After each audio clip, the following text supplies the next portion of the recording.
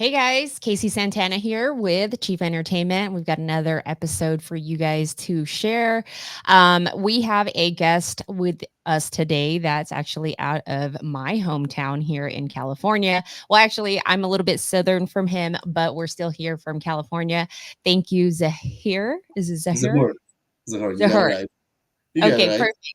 Thank you for joining me today on this lovely Friday. I know we're very, very busy individual parents.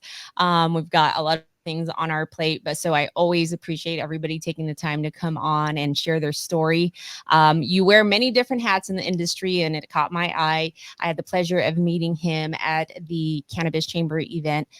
I want to say maybe 2 months ago, but since then kind of stole my heart. You are killing it in the event space. And the other thing that also stole my eye was the fact that you are part of many events that are not particularly just cannabis, because I think if we're going to tap into the mainstream, we want to do it in ways that's organic. And I think events is the best way for people to be educated about cannabis, and the kind of curious will be a little bit more absorbed, adaptable to what you're doing when you're at the event space. So I am here to pick your brain. I hope you don't mind.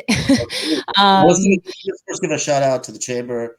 Let's give a shout out oh to yeah, Hirsh and Ian, right? We got to give them shout outs because if it wasn't for them putting amazing networking events, people like you and I would have never had an opportunity to even meet. So thank you guys.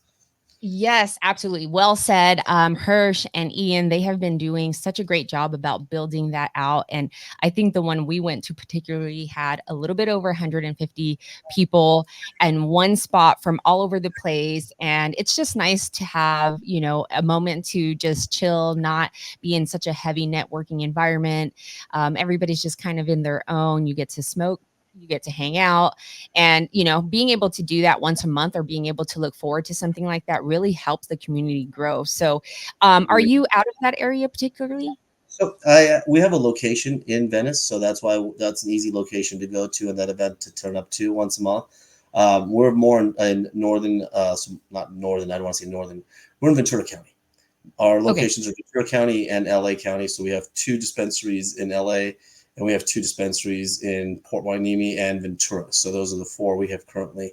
We've invested in a few brands and we are still growing our current portfolio of locations.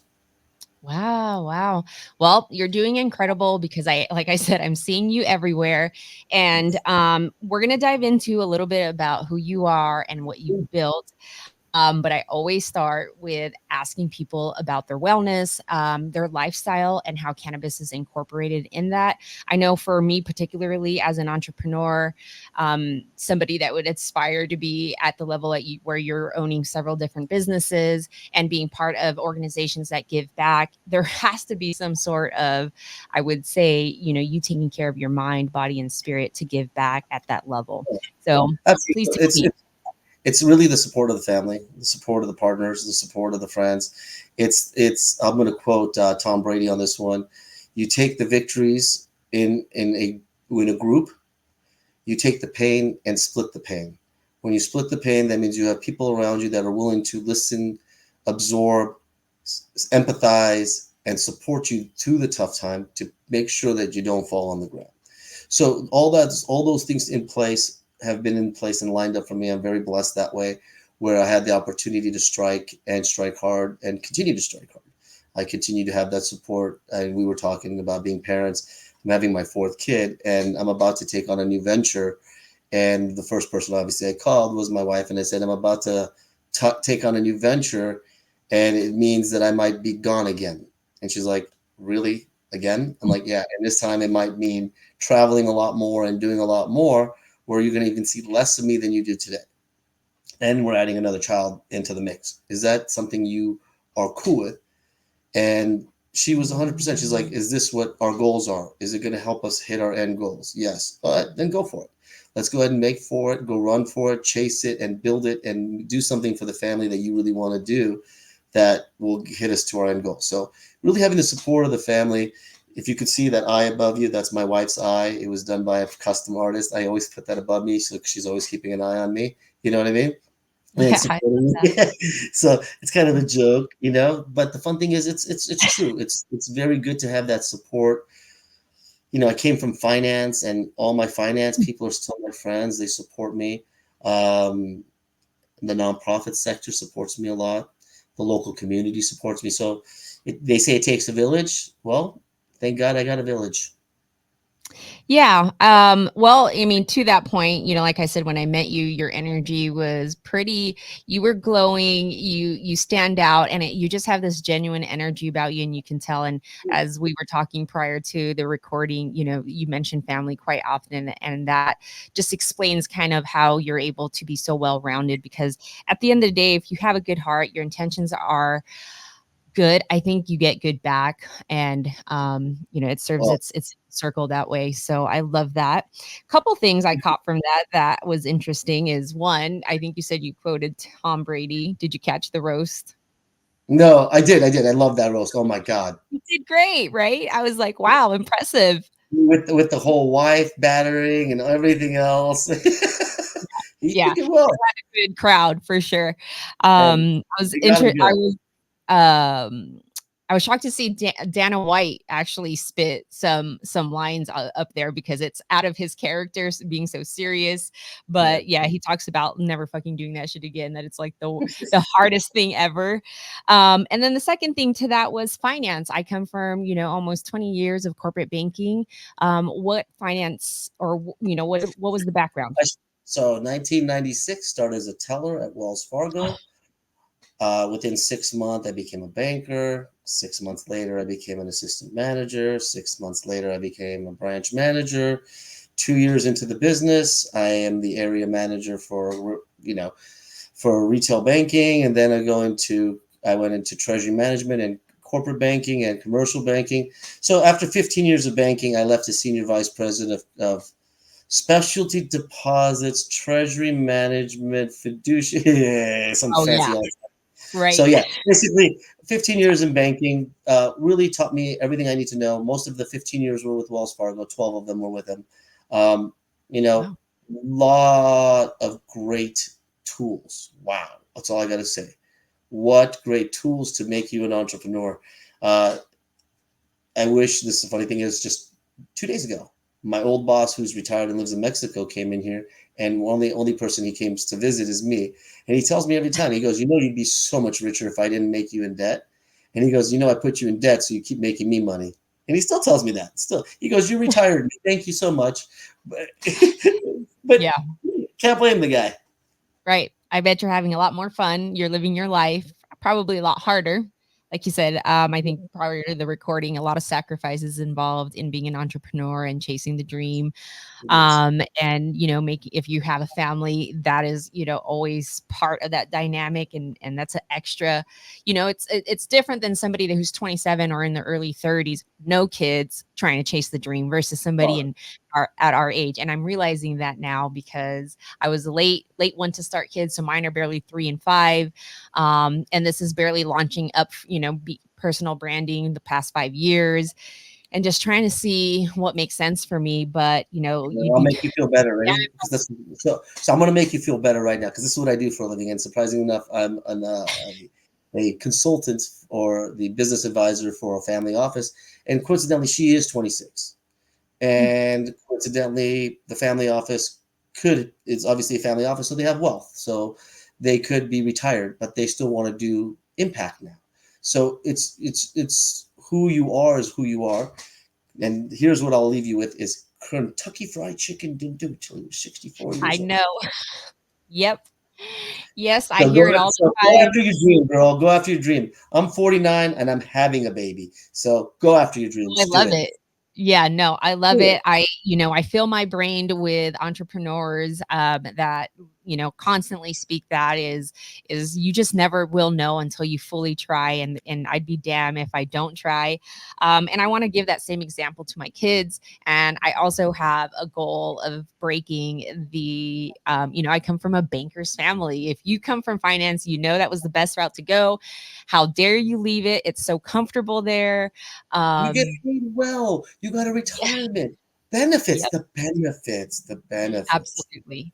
And then you talk to them like, 2 weekends later, and I fucking hate this job. I hate my manager. I'm like, that's exactly why I can't go back. If it wasn't fulfilling my soul, after a while, it got to the point where my entrepreneur spirit obviously won, and thankfully my husband was very supportive of it and allowed me to spread my wings. And at the same time, it came with me being taking care of the kids at home and being able to do that as well, and Right. be there for them and not have to send them off, to somebody else to take care of them. And he's a true believer in that household being built Oh, that way. cute. You love your So husband. Oh my God, how cute is it?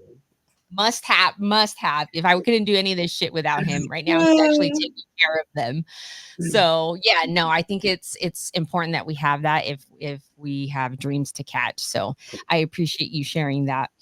And yeah, no, I think there's a lot of people in the finance world that were bankers that kind of had the same background that are now in the cannabis space. Well, the good news is it's not like it's people think there's rocket science to cannabis, and it's not. It's just a different industry, a different market, and you just have to be just like in anything else, read up on everything every day, stay apprised to what's going on in the market share, understand what big players are doing, what small mom and pops are doing, what the picks and shovel businesses are doing on the subsidiary side of things. When you look at certain even industries, when you look into technology and stuff, and you're looking at even like the chips of the world right now, that's one of the highest things they've been trying to find nickel and all the material to create these computer chips. But then what do you need to keep these computer chips going and all that? You need air conditioning. And so you see a subsidiary market of the air conditioning market booming because of the fact that you need all these air conditionings for all these computer chips and server rooms, right? So it's just making sure you really take a look at it from a perspective of this is what you're going to do. Look at it and breathe it, live it every single day, and then you'll understand it. It's kind of hard to ignore a problem when you're 90% showing up. It's going to be there and you're going to have to deal with it. And that's kind of you're going to understand is the secret of being parenting, right? Is just showing up, even if you're physically there or not. That's the one thing that I have a challenge with is the kids. But every moment I'm on Facebook or Instagram or sorry WhatsApp or whatever it is, even if it's for 10 minutes of undivided attention, Yeah. that's a lifelong attention to a child. And as long as you give it to them and you actually focus on them, just like you would do in any other meeting, any other client, anybody else, it's they respect you and you respect them back. And the good news is you turn into a long-term relationship with your kids rather than being the absentee parent, even though you truly are, surprisingly enough, if you're always traveling. Yeah. Yeah, the undivided attention really goes a long way. And I'm learning that as I become a parent, because I think, my parents were a lot different than what I plan to raise my kids as. The more intentional parenting, being aware of what I don't want and what I do like. Thank you for sharing that. Let's dive into a little bit of your cannabis history. Curious to know when you were first exposed to this beautiful plant. Was Sure. it at an age that was, Oh, more absolutely. fun? Okay, Yeah. perfect. This was, Give us this the was juice. easy. Ready? Here, I'll give you the quote from my brother. This guy used to call me a pothead, and now he owns dispensaries.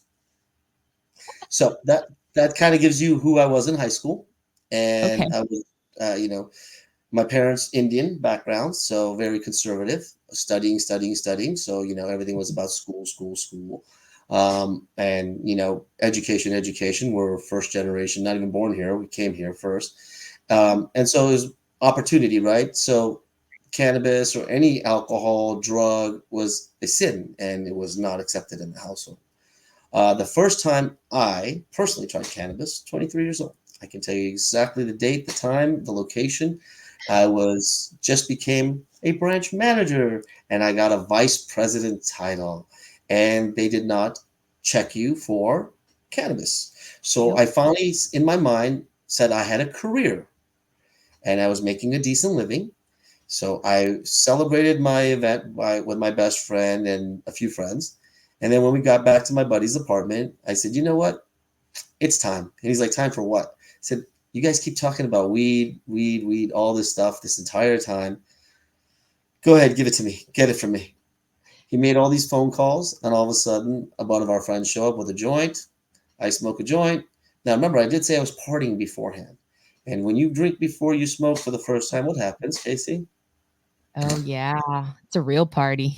You Yeah. pass I passed out. So I didn't enjoy the experience. I didn't even feel the experience, to be honest with you. I didn't know what the experience was. So then one of my close friends, may his soul rest in peace, he said, "That's not how you smoke weed." He goes, "Come to my house on a Saturday," and he goes, "Make sure you have the day free." And he goes, "And I got you." I'm like, "All right." I didn't understand that language at the time, but afterwards I did. So in his patio, I took one hit. I don't even know the strain, nothing at the time. Took one hit. And wow, what a high. I can still remember the high. I still remember exactly what I ate. I remember passing out on the couch with a Reese's piece, frozen peanut butter cup in my hand and just going, everything tastes better. Everything's funnier. Everything's prettier. Everything's a lot better. This was not a bad experience. But I also felt that I wasn't in full control of myself. And this was more like kind of getting drunk or something like that. So this was for fun and to make sure that you have a secure, safe environment around you.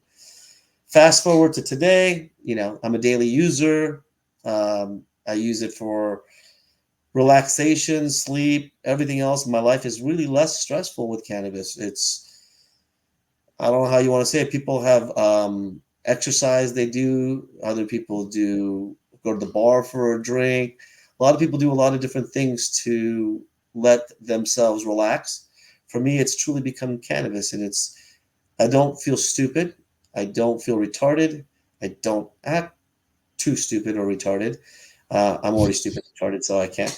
I have to put that as the fact. so because there's a lot more smarter people than me than in the world out there. So it just makes me relax. It doesn't get us in trouble. And when I get drunk, I feel a lot more pain and suffering. And here's the best example. I've told every one of my doctors, as a 49-year-old, I have to go to doctors and get everything checked and everything else, just like you're supposed to. And every doctor, when I tell them what I do, they're like, "Can I have some?" Hmm.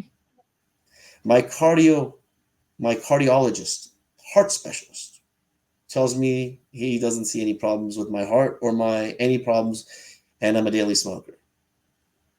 So, I mean, don't get me wrong, I'm not encouraging people to smoke daily or do things. And here's the best thing: even water can be abused. Don't abuse anything. It's not good to abuse anything. That's my Right. caveat, right? So use it in as needed and as you feel good for yourself, and so on and so forth. That's my little disclosure, right? I have to be PC about that.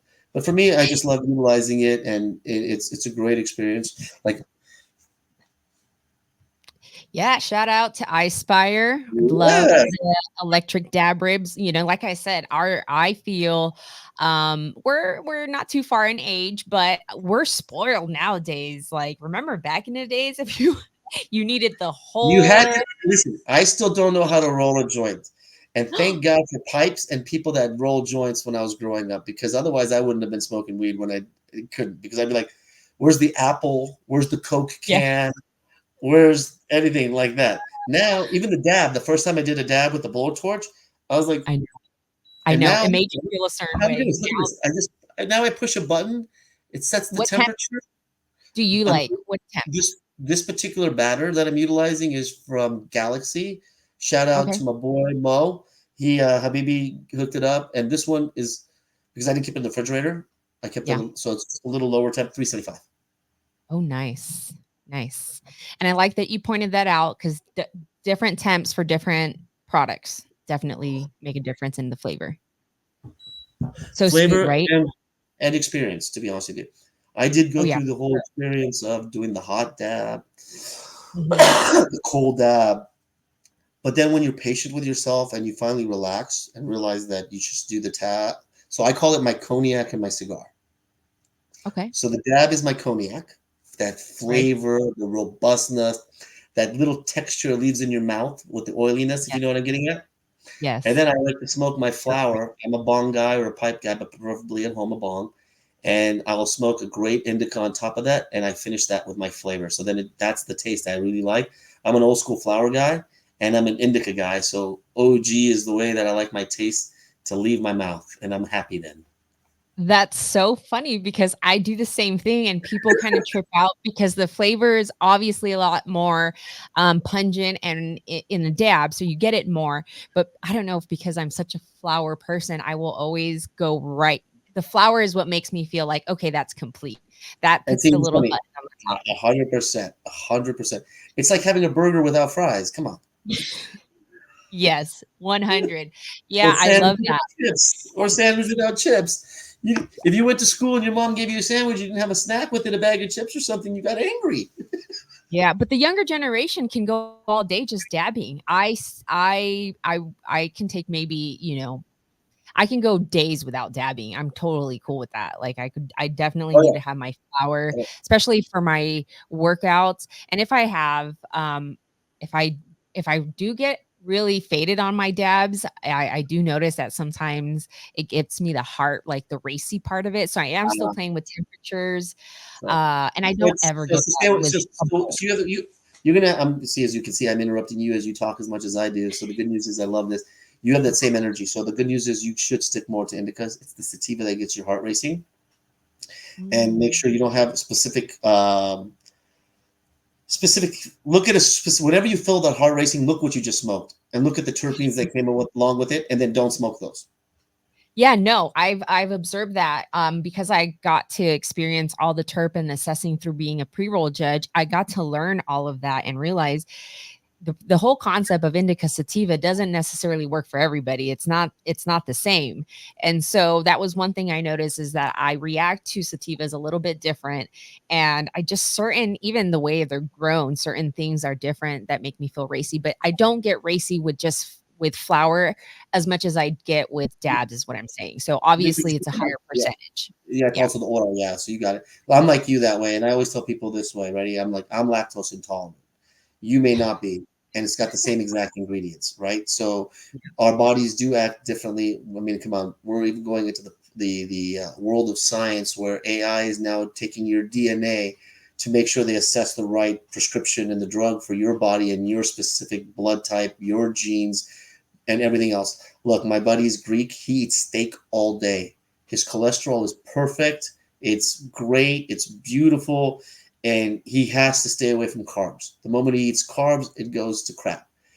Me, I'm not allowed to eat steak, even though it's my favorite meal of the day, morning, noon, and night.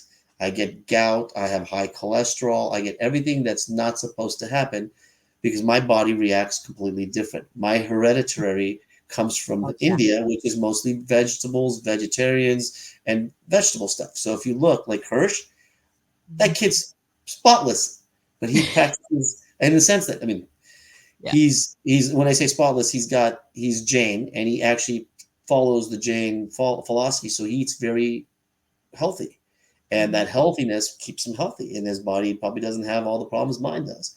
But I still have to have my steak. Sorry.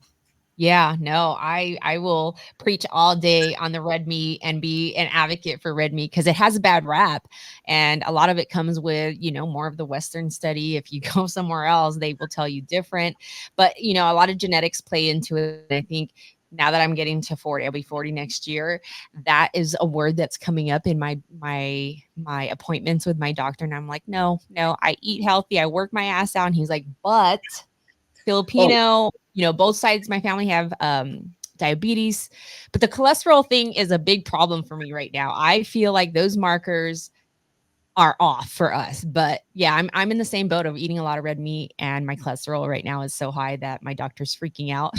I put this on Instagram. I'm like, I'm not taking any meds, and my doctor already knows me, so he knew. I asked him for an APO-1B test, and he refused to give me one. So now I have to go back in 3 months. But I did take out all my carbs to see if it makes a difference. see, and So for me, I'll I got push back on my doctor yeah, you're all laugh. day. I'm not. So my triglycerides are high. So literally, all my Oh, doctors they said the same thing. are. Okay. Yeah. So Yeah, my no, so doctor. everything was good for me except for the LDL. Okay, so my doctor literally goes, you know what you need? I got the perfect prescription for you. New parents. Oh, that's funny. Same thing. My doctor kind of said the same thing. Yeah, But that's what I argued with mine was my triglycerides were fine, my HDL was fine, my glucose was fine, my hormones were fine, it's just, my LDL so that was means up. you're not getting enough of the good cholesterol. supposedly. Yeah. So that's it. So you're not getting the good cholesterol. So you just need to eat more like spinach with that. So have steak, fries, and spinach. So I Steak, don't eat a fries. lot of carbs. So You that's got why I'm like, yep. I'm not sure. But however, I don't take in a lot of fiber either. So that's the new Yeah. thing that he wants to try putting So in. Um, spinach, the asparagus. He says always go for the greens. Go for the greens. right, right. And that's And then great. oxidative Hey, stress. candidates, go for the greens. Go for the greens. I'm like, I'm taking all the greens, sir. All the broccoli you can ask for. Yeah, I guess just different things, and I did nutrition and I competed in bodybuilding. So after having the babies, getting to the 40s, it's really it your body really starts to tell you genetically what's really happening. Wait till you start having to carry these around. Reading glasses. Oh, I have them. I have them. I should probably be wearing them, but hey, we'll get to that. That's No, awesome. I embrace it. I always say, it's I feel like I'm getting wiser and I am a lot more aware of my body and what I want. And so long I think we stay on top of it, Yeah, we're because doing it a lot. hurts. To be honest with you, because it hurts now. When you don't, it hurts. Let's be honest. There's actual pain and suffering that comes along with not taking care of our body once we hit a certain age. When you're a kid Yes. and you eat garbage, you're like, okay, I can sleep through this pain. But when you're old and you have that same, I hate to say the word gas, you're Yeah. suffering versus Yes. just sleeping through it like a kid. So yeah, it's age does have a role to play with it. And that's, to be honest with you, one of the reasons I love cannabis. I mean, it really, as I've aged, it helps me relax. I sleep like a Yeah. baby. I don't stress out. It puts me in a good mindset. As I've aged, also, I've become very content. So I've also know success and I also know failure. So when you come from having no car to having a car to having a nice car, and then going back to having just a decent car, you can live with it. But if you go Yeah. from a Ferrari to a Honda, it's kind of hard. So for me, I'm just blessed that you know, we came here with nothing. I'm going to die with nothing. So everything in between is something. Yeah. No, I love that. Just living in the present moment and taking day by day. I think you say that very well, and you're very humble about everything that you've done, which we haven't even tapped into. Go. Let's So go. let's do that. Let's tap into a little bit about your entrepreneurship, everything that you're doing right now. I know you own a Wheelhouse dispensary, few of them, and then you're also part of many organizations. Let's talk about that. All right, let's go back to straight phase one. Banker. From banking, I got the opportunity to find a bank for cannabis. Didn't work out. So instead, when I started doing research in cannabis, I met my partner, who we're still partners today, in Wheelhouse. We went ahead and looked at an opportunity, and then we joined forces, and then we opened our first location in Los Angeles, which was at the time called BSE. Then it now is Firehouse. We sold a portion of it to another investor, and that gave us the opportunity to take the capital and move to Ventura County, which is where we're from. And we were able to acquire a couple buildings and open up a couple dispensaries out here in our local market. Then in about 2 years ago, we had the opportunity to meet with True Leaf and sit down with them, and we were able to acquire one of their locations in Venice, which we now have. So we have the Venice, Port Hueneme, and Ventura location.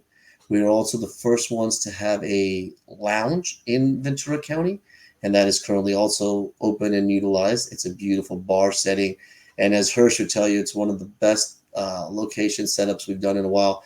It's because we make it more of a welcoming, inviting, cheers kind of environment. If you're in our age group, you know what cheers is. It's a bar where everybody knows your name. And that's what Ventura County is. It's about being local and everybody knowing your name. Love Ventura. It's such a pretty city. Yeah. Couple events I've been going to this year. So it's nice to see it in that area. Yeah, no, the couple events. I mean, since you said a couple events, I'll bring up the events that have given us a little limelight. One is Hall of Flowers. Yay, Danny. Yay, Chris. And yay to my boy, Rama. Love you. Rama and I have known each other for a very, very, very long time. He moved out to Ventura County and he started shopping at my shop. And he goes, bro, everything you said you were going to do the day you met me, you did exactly what you said you were going to do. Much respect. So that's when he introduced me to his partner, Danny, for Hall of Flowers. And we were Hall of Flowers last year. We'll be Hall of Flowers again next year in June, again, being their partner. I'm actually going with the boys for Hall of Flowers on September 20th to go hang. For once, I'm going to go hang out with them and be a part of the celebrity crew and go see be part of their crew rather than anybody else as a buyer or anything else. So Rama has invited me to join him for some dinners and some fun stuff. So shout out to them. And then the shout out to the Throwdown, man. I mean, Spencer McKenzie, gee, many Christmas, mind blowing, boom. Who thought that many people play cornhole? The Throwdown was the world's largest cornhole tournament at the Ventura County Fairground with over 25,000 attendees. Here's the fun part. Ready? First place took $40,000 prize. That's more than an Olympian gets for winning a gold medal. And it went 30 deep. It went 30 deep. There was over 250,000 in prizes that went deep to almost everybody. And here's the thing. I got to meet some of the most amazing celebrities, paraplegics, males, females, kids, every category, every race, everything, and they all play cornhole. I have a video of a guy who has no limbs playing cornhole like this and winning prizes. It was beautiful. And they were all nice. I love that. We need that right now. Yeah, oh my God, kindness goes far away. A lot of celebrities, like one of the celebrities, 24 million followers. We got one with 2.4 million, and all of them were playing there because they liked playing, not because they were there as celebrities. Make sense? It was truly organic. Sure. And then the last shout out I'm going to give right now, it's because I got the exclusive with him as Zahur Lalji, because I'm consulting Blue from Cannabis Talk 101 and on how to do events, because he saw how I'm doing events. He talked to Danny and those guys, and they said, look, if you're going to have a good event, you need to talk to Z.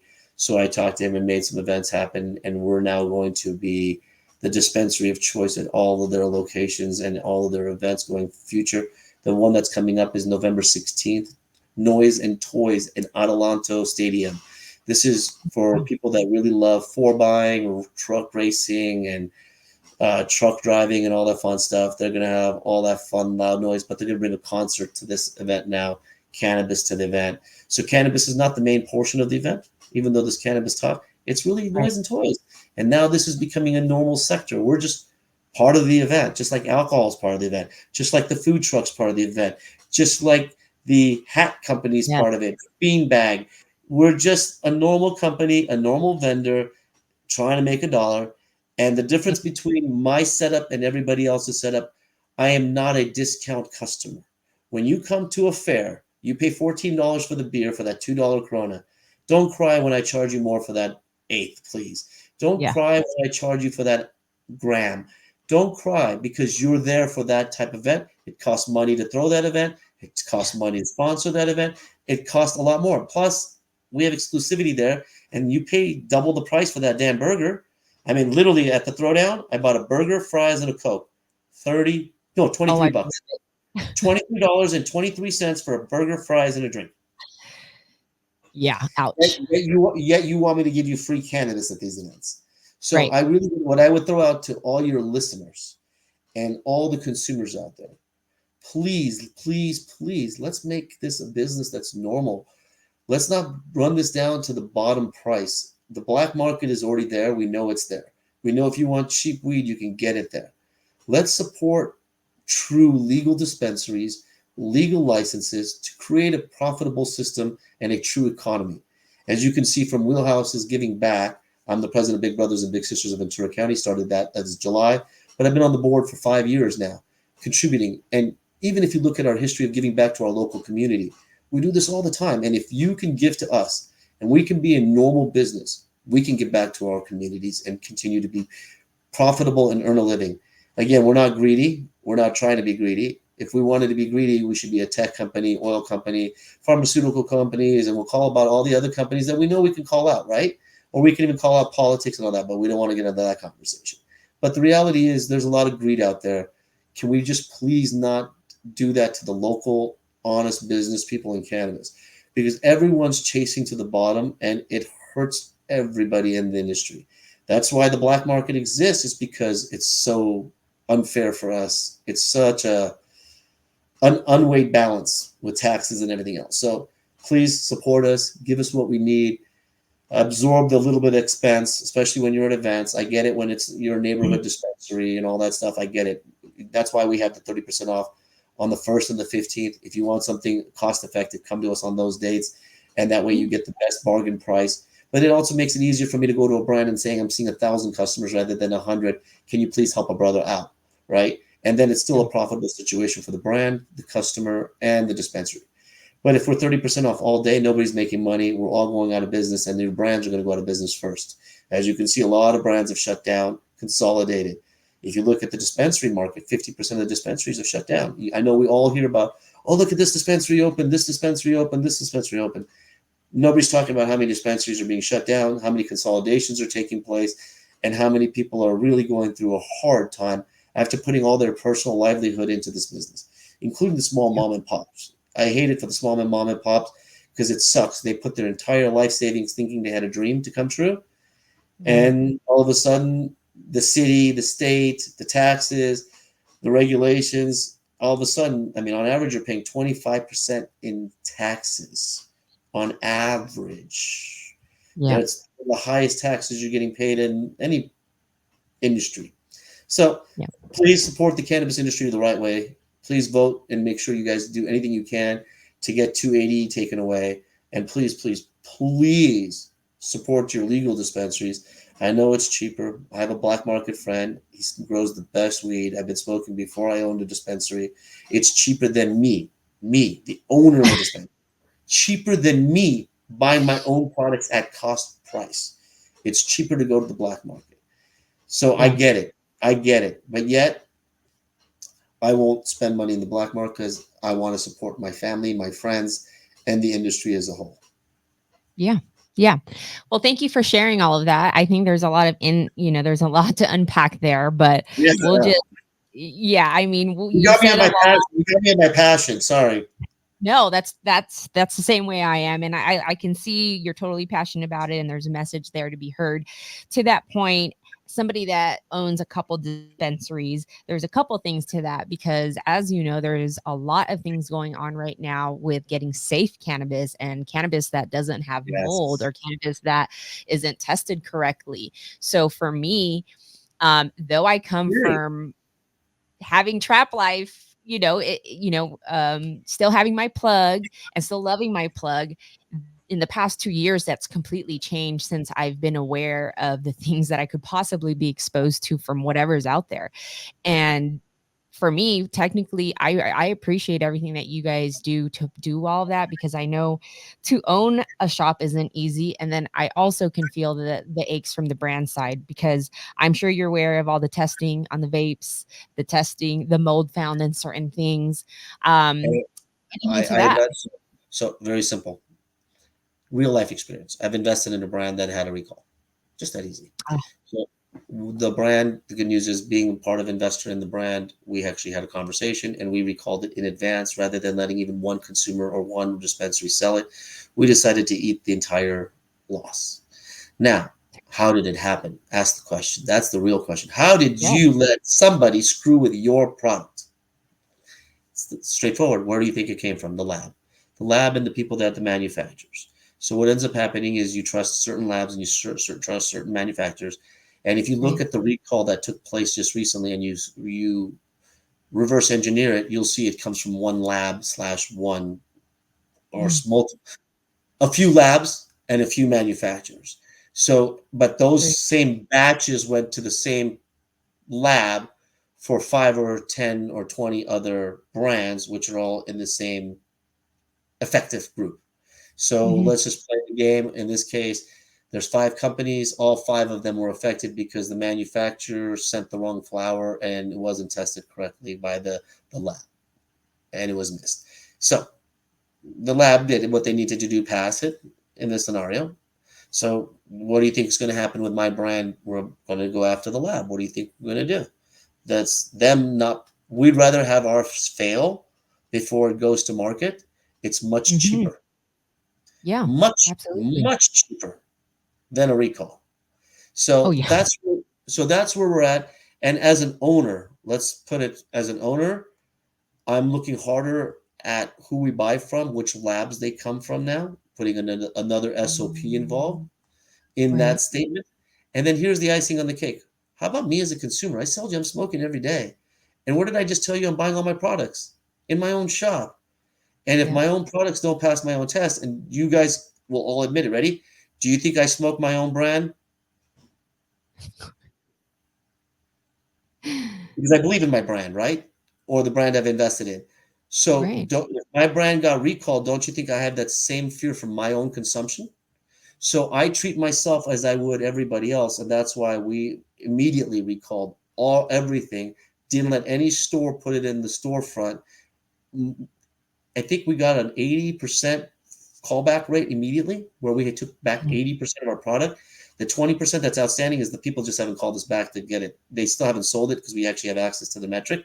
They've got the Right. message, they know not to sell it, but we're just waiting to pick it up and go ahead and destroy it. So Right. proactiveness.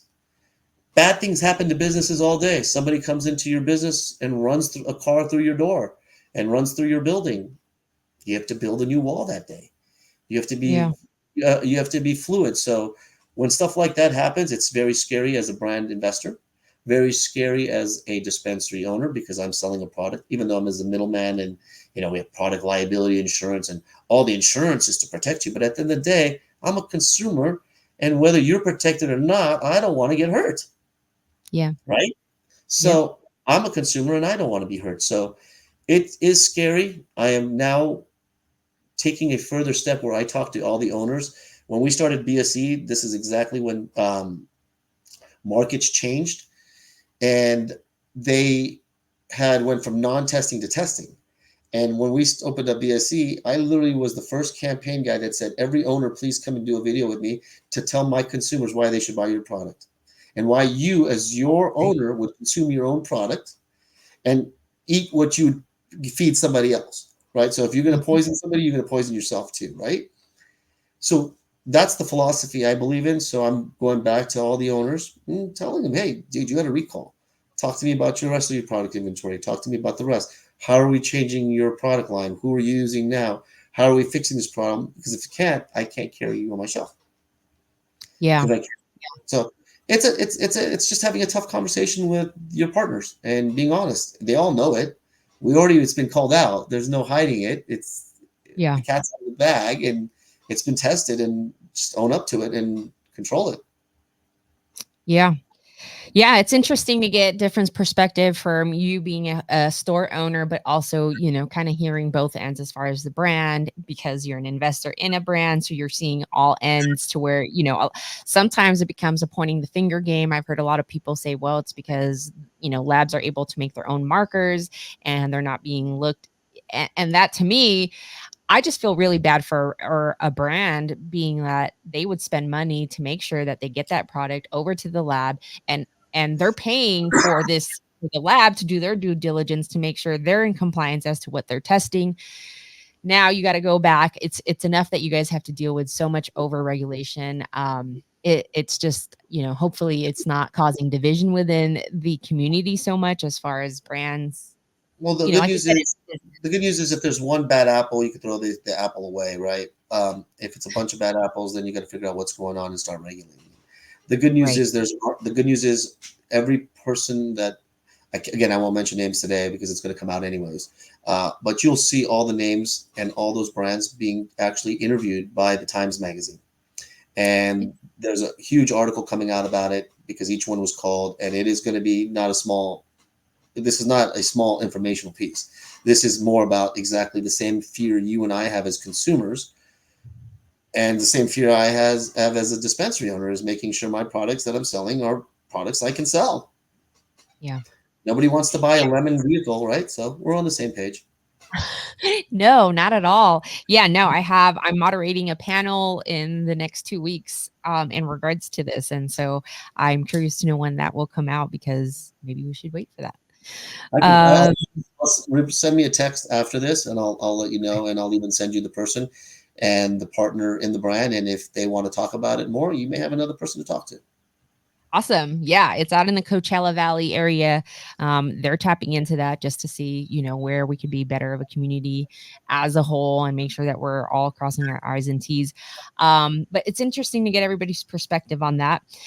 to that point, as an entrepreneur, what has been kind of the biggest lessons that you've learned, or lesson particularly that Sell stands when the market is hot. Sell when the market is hot. Sell when it's hot, hot, hot. No. out? Oh man. Um, as a true entrepreneur, as I said, you have to stay fluid and liquid. You have to be able to adjust to anything that is thrown at you, surprisingly enough. Um, when you work for a bank, you have a marketing team, you have a legal team, you have a compliance team. You have every team so that you just focus on one thing, sales, and make your sale.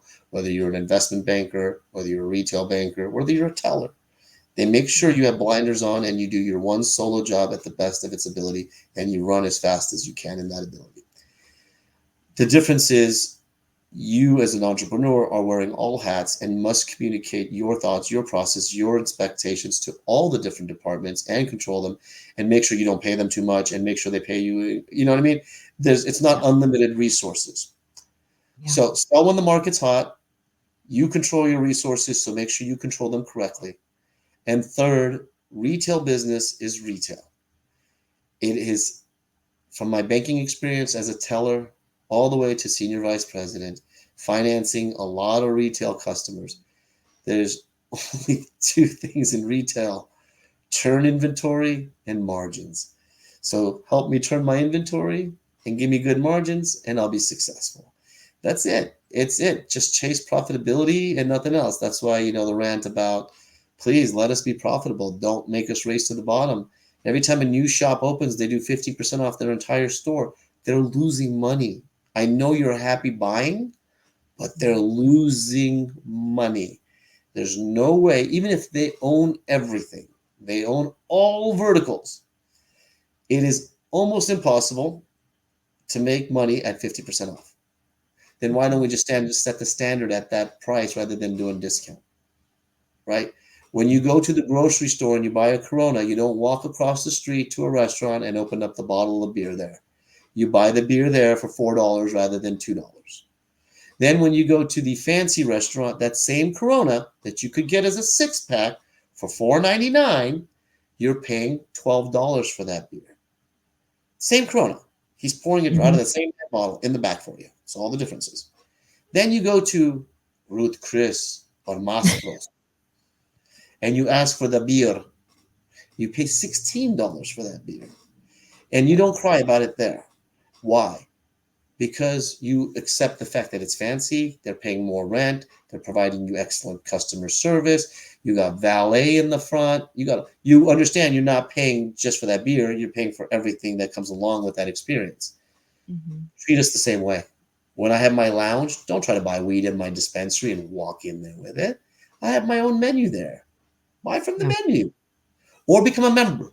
Pay me as a membership. Become like Costco. Costco is a literally 15% gross profit margin, not net, gross. Yeah. They make their money through memberships, memberships, memberships. So if you don't want to pay me by buying my weed and you only want me to have that 15% gross profit margin, then pay me a membership fee every month to get that discount so that we can survive. Again, this is a shout out to all the dispensaries. I mean, again, if you have the one dispensary in the entire town, you're never going to lower your price and you're going to do very well because, again, you own the market. It's a monopoly. But they'll tell you all themselves they don't want to give the discount. And the reason they chose those locations is so they can have a monopoly so they don't have to race to the bottom. I keep saying race to the bottom. I am tired of racing to the bottom. And I know every dispensary owner is. We're tired of everybody price gouging, lowering prices, taking the same exact product and discounting it just because you have a bigger bank account at home. Not that you're making money. Don't confuse the story. Because you have a bigger bank account at home, you think you can buy up the market. But guys like me will survive because we're survivors. We'll live off of pennies for as long as we have to until they turn into dollars. And so that's the difference between entrepreneurs like me who are survivors and used to nothing. We can live off of top ramen and hot dogs and microwave cheese sandwiches for 10 seconds with just the bread and cheese. You get what I'm saying? So Syrup sandwiches. yeah, yeah, we're survivors. So for me, yeah, I can give up my lifestyle. I can give up everything immediately to cut expenses to survive. So it really is just supporting. That's why I do a lot of nonprofit work. It's really giving back to the community, so the community gives back to me. Literally, Yep. that's the entire model. Our entire business model is local, local, local, local, local, local, local. We do everything domestic. Anytime some big company wants to come talk to us, I'm like, how much information do you have around my 1.5 mile radius? What do you Yeah. mean? That's what I care about. I'm the dry cleaner. I'm the pharmacy. People shouldn't come check prices. They just walk through the door, get what they want, and get out. Yeah. So Well, that's that's very good insight. Is that something that you experience that more, something that you have to be more vocal about and advocate for the longer that you have been in this industry? When was the first time you opened a retail? 2017 in LA, and at that and Okay, at that so time, this and at time. that time it was unregulated. Ah, And still, we were still able difference. to buy it in the bags.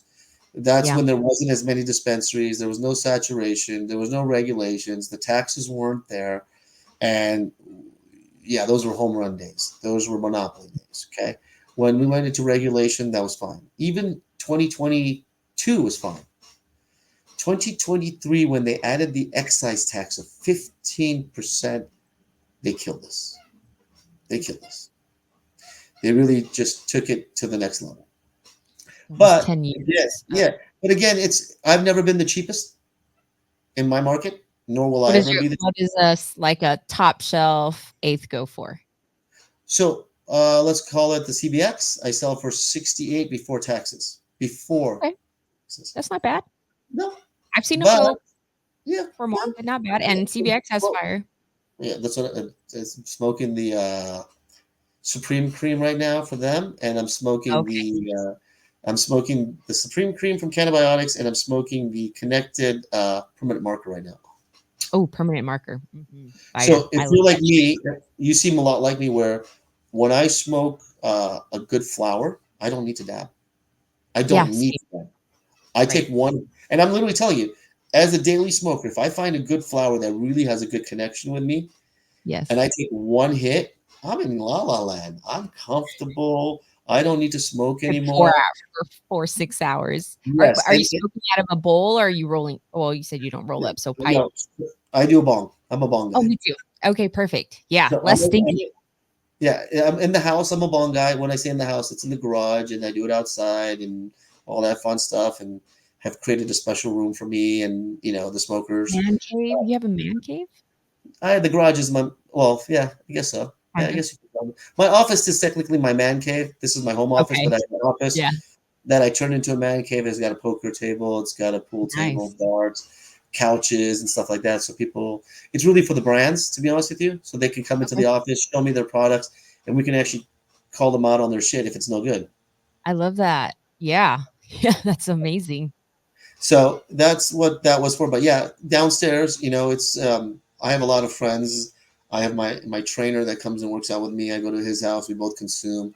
My That's the my best. legal my legal counsel. He's a good friend of mine, and he lives close by. So once in a while we'll just get together in the garage and shoot the shit, or work and smoke and catch up. And or work out. Surprisingly enough, even if it's just doing surprisingly enough curls or Couple hits, couple body push-ups. pumps. Yeah, Yeah. it's like, hey, since we're together, let's just lift something or do something so we're motivated and keep going. You know what I mean? So Yeah. Yeah, I love that you're surrounding yourself with inspiring people. always, I'm a always, big always, fan of always. Kobe Bryant, and he talks about your environment and, he doesn't So like to be around Bro, lazy people, Hirsh and so Kobe quotes, Hirsh and Kobe quotes, Hirsh and Kobe quotes. He got me into it. Now I set up for Kobe quotes. I get Kobe quotes daily. I literally look into all his Facebook stuff. Rock star. And you know yeah. what it is? And the most successful people in the world weren't the most talented. They had the most grit.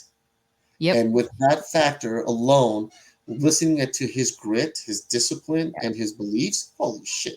If he is who he always says he is, and that's how he was in his life, and he lived that daily, the guy is a rock star just from 4 in the morning. on. Right. The fact that he Yeah. figured out that I need to wake up at 4 in the morning to get one extra practice in a day, and I get that's 33% more improvement time. And when he Yep. figures it out that scientifically, good guy. Plus, he spoke Chinese and was not stupid. So yeah. Italian. Yeah. Yeah. An incredible story. I actually have a ball signed by him. Yeah, I've been a true fan of his for a really Girl, long time. girl, what's up? Okay, we're gonna do it. I gotta do it just because you did it. Okay. Ready? Oh, yeah. There's the Yes. jersey. Oh, yes. There's the Okay. ball, and that's the ball, and that's the ball with Shaq. Oh, nice. Oh, that's a good And one. then, Those were the so good days. my favorite thing, since you love, this is who I am. I love stories, right? My favorite thing is going to be the Magic Johnson Oh, wow. Look at that. True with the living Larry fan. Bird. Oh, yeah. Yep, and see this, and you see this one? That's my prized possession. Wow. What is that? Bob Marley's and the Wailers platinum record signed by Bob Marley and Al from the Oh, Wailers, and he was a gift from Al. He's a client of mine in LA, and he said, wow. "Promise never to sell it. You can have it." And the other most memorable thing that I have in my life I from love this. sports, because again, like on the 14th, October 14th, please come to my Tech Weeks event. It's going to be at the iSpire building. Oh, It's beautiful. it's invite only. We Okay. have 5 keynote speakers, including TJ Wright, Chris Copeland, uh, Big Soph, and Andrew Good. We're going to have one more keynote speaker. These are all, and we're going to be celebrity investor studded event. This is my family office event. But my most Ooh. prized possession and most memorable possession is, I don't know if you can see it. It's behind all this stuff, but it's that little hat. You see the Yankee Doodles hat? Oh, yeah. Mhm. Who's that signed by? I can't see. Wilt Chamberlain. Oh, wow. Look at you. You definitely got a So lot of I money in just that. I had dinner with him, and I will never sell that thing. It has my name on it. It's signed to me, so it's not as valuable as Oh, his signature. So those are my I love stories are more valuable with the memories of people. And yeah. if you notice, everything that I got celebrity wise has not me buying it or acquiring it for anything else, but the fact that it was given to me, or it has some sort of Mhm. memory behind it for me being part of it, not just there, right? So like the Bob Marley album, Al is a good friend now. Yeah, You know what I mean? I can call I him on love his that. cell phone. The Magic Johnson was a gift from a client. The Will That Chamberlain was nice. hat, having dinner. Yeah. So Yeah. Will Chamberlain, I was a banker, and you're gonna love this. He was such a nice guy that he took. So the guys who painted his house, the painters, Mhm. he took them out to dinner, and the owner of the painting company didn't tell me who I was having dinner with. He goes, "Dude, you're my banker. You're my favorite banker. I know you will have a good night if you join me. Come join me." I'm like, "Where are we going?" He goes, "We're just gonna go have dinner at Yankee Doodles, which is a bar, like literally a bar, right, with a pool table and all the yeah. It's where I go on a Friday night to get drunk and act stupid when you're young." And I'm like, "Sure." And so I arrived there, roped off private table, and he actually put me next to Wilt. So I sat next to Wilt during dinner, and him and I we talked, and we just got along. And I didn't treat him like a celebrity. I didn't treat him like anything, but I made fun of him actually, and we had a good time. And then at this time I was single and all the fun stuff. So he's like, "Hey, let's go have some fun." I'm like, "What do you mean?" He goes, "You want to meet some girls?" And I'm like, "Of course I do." He goes, "Let's go for a walk." I'm like, "That's it?" He goes, "You'll see." And that's all that we did. We went for a walk, and by the time we came back around, I had 5 girls' numbers in my pocket. Dang, back in Then the he day when you laughed. had to still ask for numbers, right? Yes, yes. This is exactly when the book came out. You got it. Oh, okay. Yeah. Yeah. Yeah. So as we finished walking out around because he was leaving, he bought me the hat on the way out. So he first got me a bunch of girls' Oh, numbers, set me up for a night out of fun before he left, and then he gave me he bought it too. That's what the icing on the cake is. He actually paid nice. for the hat. He That's bought the great. hat and he signed it Good and he guy. goes, "I hate autographs, but I like you. Keep this one." So I think I was gonna those say, them not get when you don't treat them like they're celebrities, I think that they like that a lot more. well Having because they that are like an honest conversation with them. let's be honest, no matter Casey, no matter how much money you have, no matter money you don't have, do you still have the same problems? You still fight with your husband. You still have a baby that cries. You still have a mother-in-law that needs you. You still have a father that, I'm getting at, you have life. And people don't realize they're humans and they just have a bigger bank account because we paid them that bigger bank account. I hate to say it that way. I tell all my celebrity friends that you only make money because I pay that fucking ticket, asshole. Right. Right? Right. I paid that $5,000 ticket before, when the old basketball players were there, they were there because they liked playing basketball. You are not liking basketball. You like the money. Don't confuse me, bro. You know what I Keeping mean? it up. Yeah, yeah. No, And, totally. I completely agree. I think they just respect it more, being seen as a normal person and not being so starstruck as far as whatever. Half of the shit they see in media anyways may be fake. So I think celebrities appreciate a real conversation, real people goes a well, like long way. you're gonna love this tonight. I'm going to an event with a celebrity, about four of them. And the funny thing is, we're on a call together. Or you actually, if you want to, if you're in the LA area, you can come. It's a album launch party. So I'll send me a text. I'll send you the invite. If you're down, you're more than welcome to come. I'm actually bringing the most important celebrity there is, my wife. It's Friday night date night. So I already Oh, I told love every celebrity, I said, hey, by the way, it's Friday night date night. Since you guys are asking me to come to work, I'm bringing the most important celebrity, and that's what she's going to be that. treated like. And they're like, really? I'm like, I don't care who you are. When it's Friday night and I bring my wife, she's in charge. And whatever she wants, she gets. And they're all laughing because they are like, you really are serious. And I said, yeah. And I said, even if we're in the middle of a meeting and you tell me you're about to write me $1 million check, and she says, honey, I don't feel well. I want to go home. You know what I'm going to do? Get up and leave. Yep, that's a good man. And no, I wish it was a good man. I just remind them that I sleep with her at night and she has a knife here every night. Smart man, I should say then. No, she's Awesome. I love you'll that. you'll meet my wife. She is a stunning, I look beautiful forward woman, to it. and I'm very blessed to have a woman that is way above my league. Well, I love that. I love that you praise her, and hopefully I get to meet her soon. Yeah. Well, it sounds like you have a jam-packed night. We're almost at or we are at the hour, and I still have a couple more questions for No. you before I let you go. Thoughts on what people like to do or what the retailers are doing now with loyalty programs. Do you find that to be beneficial to you guys? I'm seeing a lot of companies start rolling that out. Some of them are not even from the cannabis industry. I'm just curious to know if you see that as something beneficial to you guys. So I believe in so rather than discounts, I believe in loyalty. Loyalty is basically rewarding consumers for shopping with you more and more. The more you shop, the better pricing you get, the better deals you Yeah. get because now you're more loyal. Think of it as the old business rule. If I buy more products from somebody, they want to ask for a bigger discount, right? Same rule, and I'm okay with that. Um, Okay. but the real loyalty comes from this, and I'll tell you when we finally became a brand. I was never a brand until somebody put a tattoo of my logo on their arm. So when people start, yes, yes, yes, you can check our Instagram. We have it on That's pretty video. good. Yeah, That's awesome. yeah, we were, yeah, we were. As you can still see, I'm perplexed. I don't have a tattoo. I love I don't have a tattoo of my logo. You know what I mean? it. Yeah. So that being said, it's really about building kind of like Lululemon, kind of Mhm. like Louis Vuitton, kind of like anything else. You're going to have even Ross. Let's call Ross and Marshalls. What does the consumer want, and how can you continue to give them what they want at the price that they want to keep them buying from you and staying alive? Remember, a lot of retailers closed down. A lot of discount retailers stayed open, but that was only because they could afford to. Then you say, well, see, the discount people stayed alive. Wrong. 99-cent stores just shut down, Yeah. right? Macy's, if you guys look at, see, and when I say research, I'm not talking about just research in retail cannabis. I'm saying research in retail. What's happening in the retail market? How many restaurants are closing down?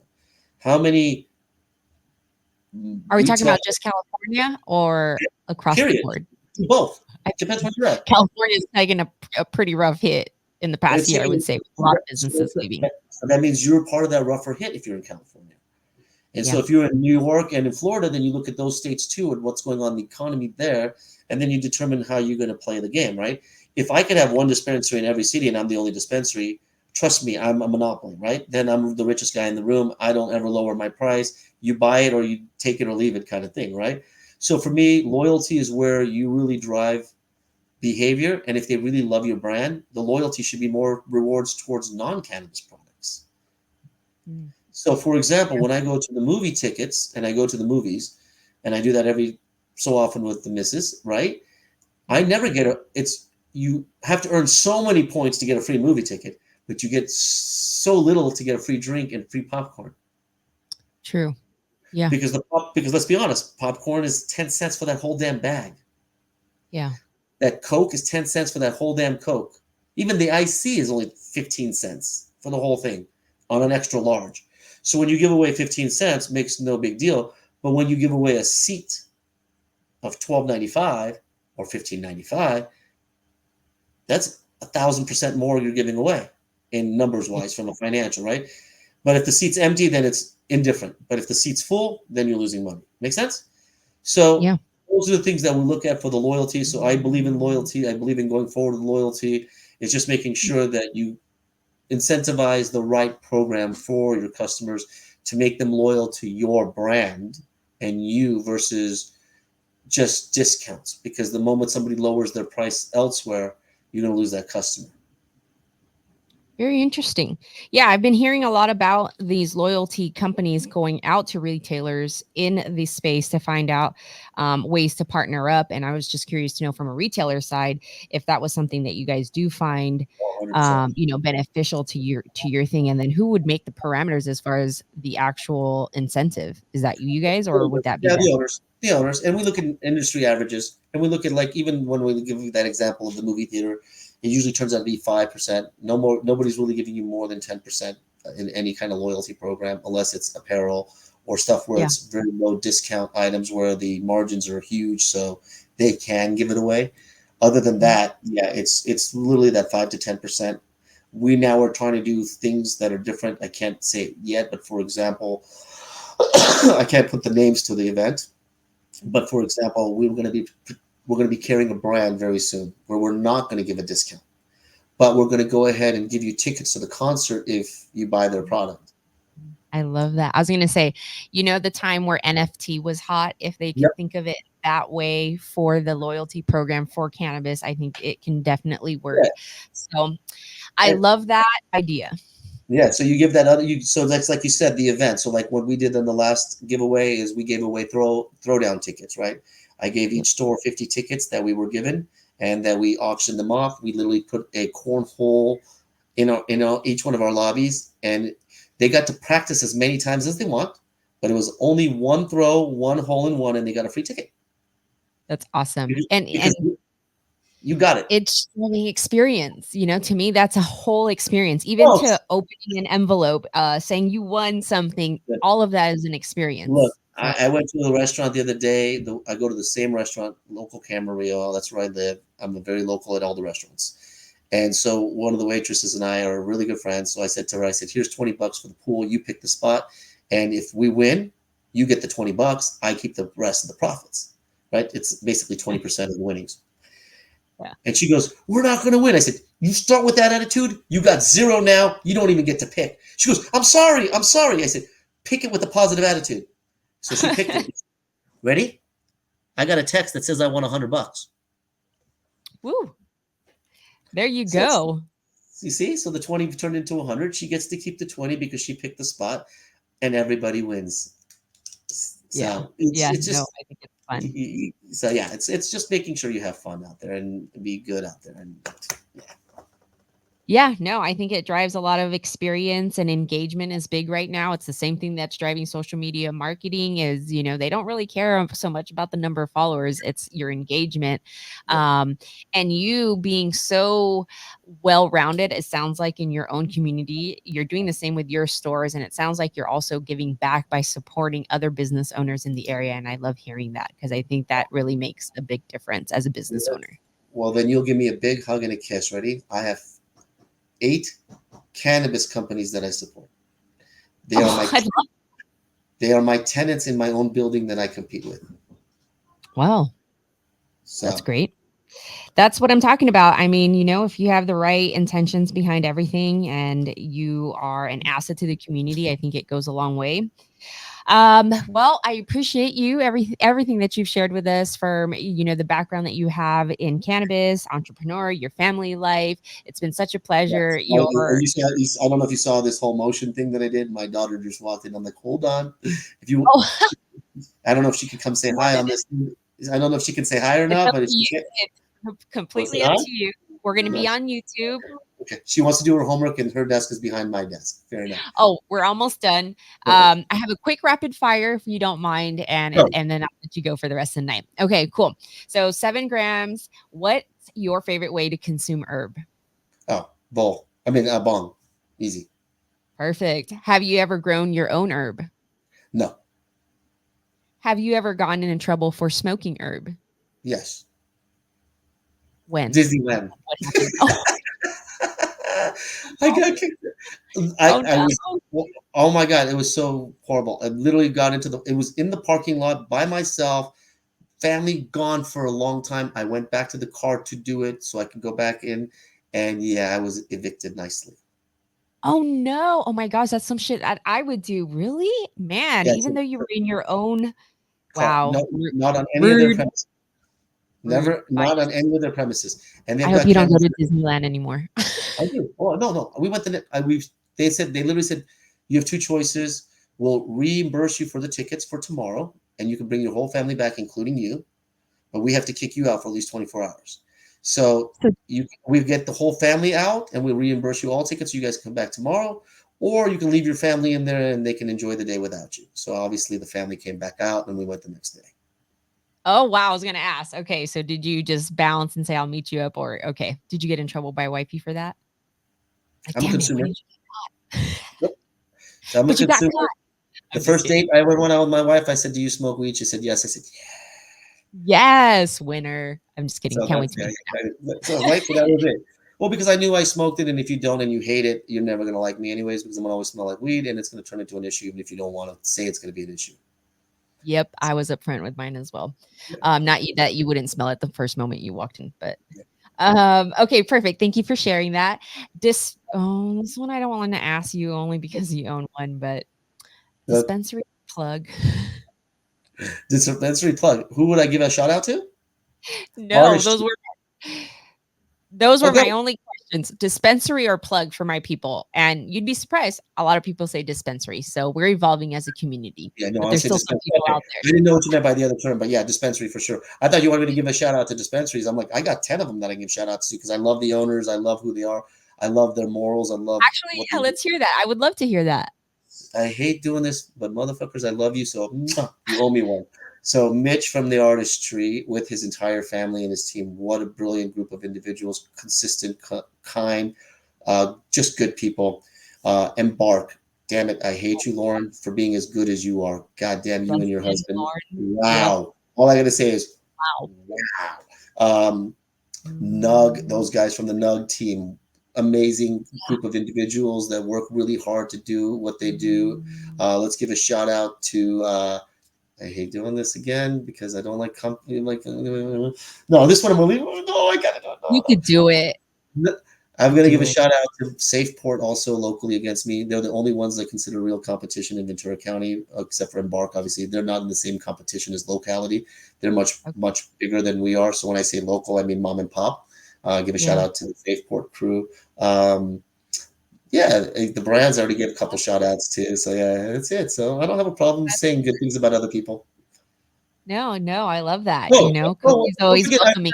Atrium, my boys from Atrium. Can't forget my boys from Atrium. Oh, yeah. One time they sent like this hash pre-roll that was so intricate with the Yeah, anyways, love them too. yeah. Love hearing that from you, good camaraderie, good collabs with brands. I love hearing that, but from retailers, loving other retailers, that's even better. Oh, come on. Okay, thank you for that. What's your favorite cannabis publication? Ooh, I'd say right now I don't have one. To be honest with you, I read quite a few of them, and they all give me kind of the same information that I need. I'm really reading a lot more on the news and the politics of stuff, so it's really comes down from that side of things. But each one is a different article. So MJ Biz, MJ Mag. We got Cannabis Talk magazine that's come out now. Yeah, just I read everything, as you can see. And most of it's online. Whatever. Yeah, and I get a lot of people sending me a lot of information. I'll give another shout out to Hirsh because technically he's my partner too now, and he's helping me expand my portfolio. But he's the Love fucking brain. Let's be honest. When I need any kind of real research, I just say, Hirsh, here's something Yes, stupid. Hirsh, I'm about to do another stupid move. Is it that stupid, or can I survive? I love that. Yeah, he's definitely a good person to bounce off of. Oh my Shout god. out to everything that Cal Normal and Los Angeles Normal has done. Well, I have to Great, say, in great this case, tips and resources. I'm giving credit to Anand Strategies because that's Hirsch's strategy group. Yes, yes. Because that's the one that helped me in specific this specific. Expansion Yeah, you got it. strategy. Yeah, yeah. I had the pleasure of picking his brain a couple of months ago or it's been almost probably a year since he's been on my podcast. But amazing journey, everything that he's done, and just explaining how things are laid out for retailers and all the things that you guys have to deal with even before you get to funding and licensing to figure things out in California is crazy. So I'm glad he's around to help many You people. also you can give him the credit for my speech ability too because he was coaching me on how to speak and interview. By the way. Oh, well, you know what? I always say he was, when I do these podcasts and it goes through editing, I don't use very many like AI tools to edit it. I'm still doing it manually, but I will use it to cut up and give us sizzles for Instagram and little fun things like that. He speaks so well, so clear that there was no editing to anything that was added to him. It picked it up precisely, and you can just tell he's just so well put together and Yeah, really a good person to just have on your team, yeah, so he's very absolutely. well spoken. Well spoken. Yeah, yeah, exactly. Just good energy too. I had the pleasure of seeing him at Emerald Cup, so we got to intertwine for a little bit. It was like Wait. Ready? two fast days. Next time you interview him, make sure you bring up Zahur and Emerald Cup. Okay. Okay. And also the fair. No. Yeah, the fair. They bring up the fair. And the only reason I say that is because I gave up my VIP tickets to him and made him fly out there and gave him the full VIP treatment that was supposed to be mine. And I said, just take my place. And he was like so grateful for that experience. And he thanked me. And he even got to hang out with Lauren and take pictures with her. And he sends me a picture with him and Lauren and says, thank you, Lauren. Thanks. You know what I mean? So it Oh, was I love. more of the fact Yeah, it I was saw that.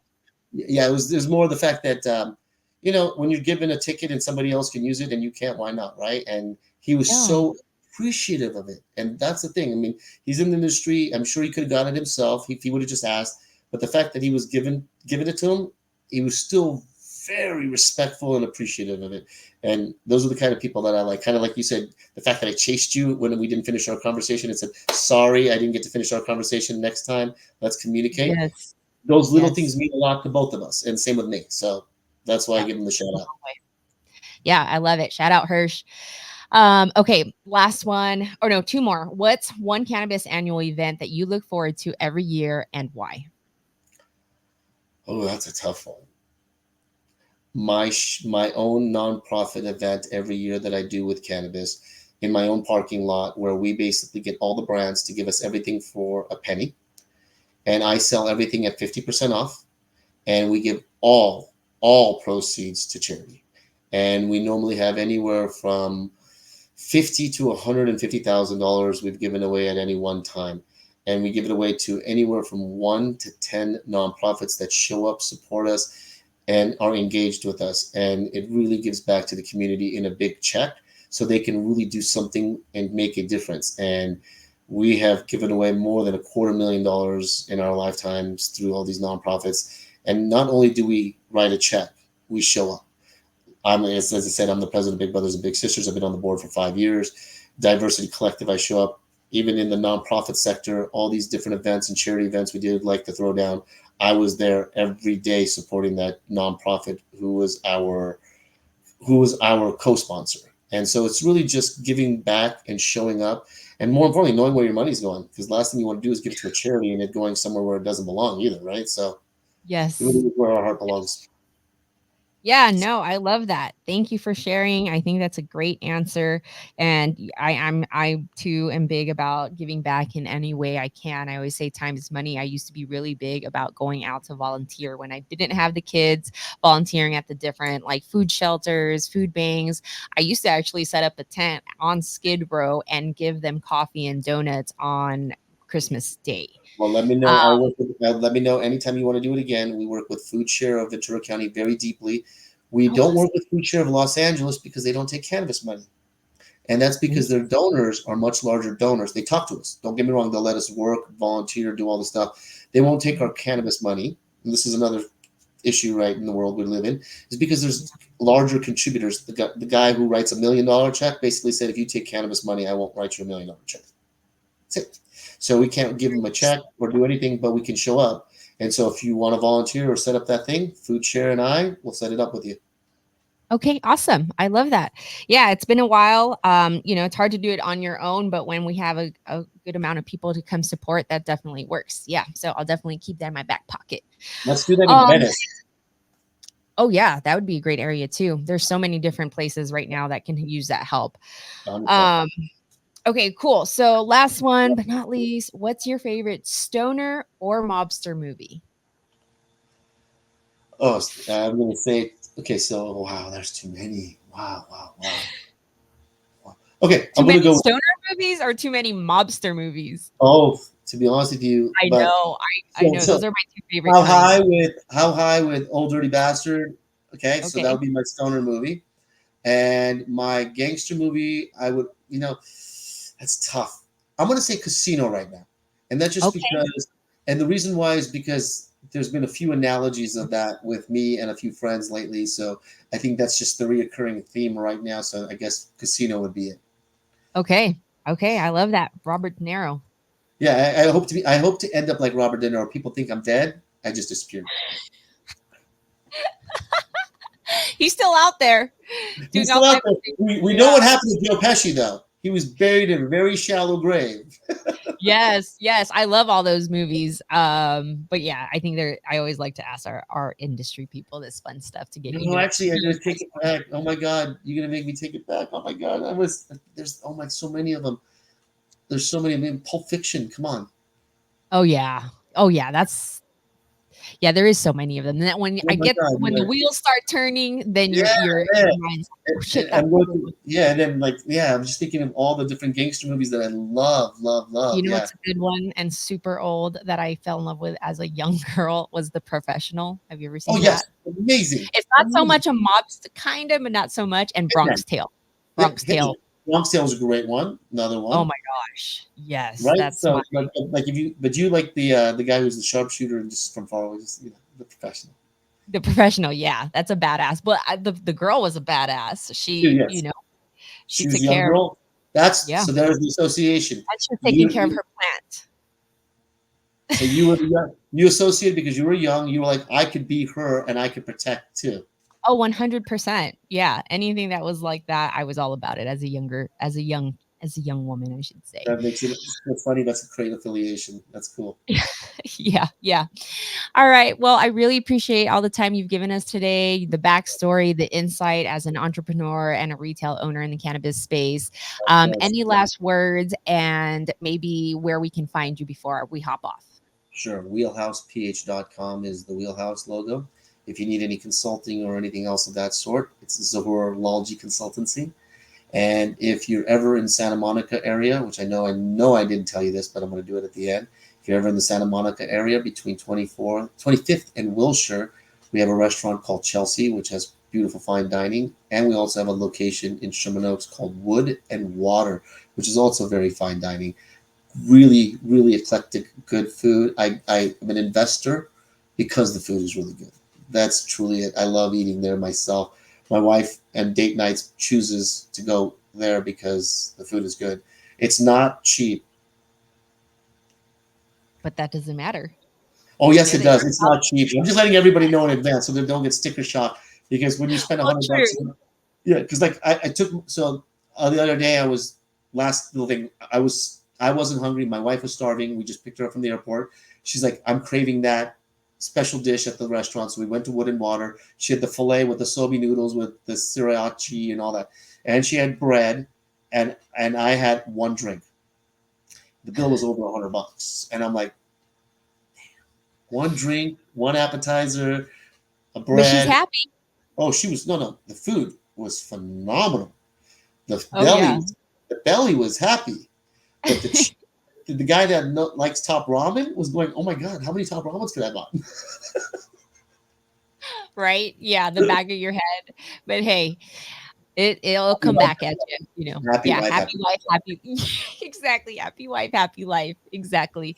You got it. All right, guys, you guys heard it. Zahir's information will be in our description. We'll make sure all the links to where you can find him, whether that's where to find his stores or where to get information as far as consulting, in our description. And if there's anything that you guys resonated with, please make sure you guys jump in the comments. Thank you so much And for if anybody tuning in. wants to volunteer, for Big Brothers and Big Sisters, let me know in Ventura County. We need more There you volunteers. go. We'll put the link to that as well. Thank you. All right, guys, have a good night. Bye bye.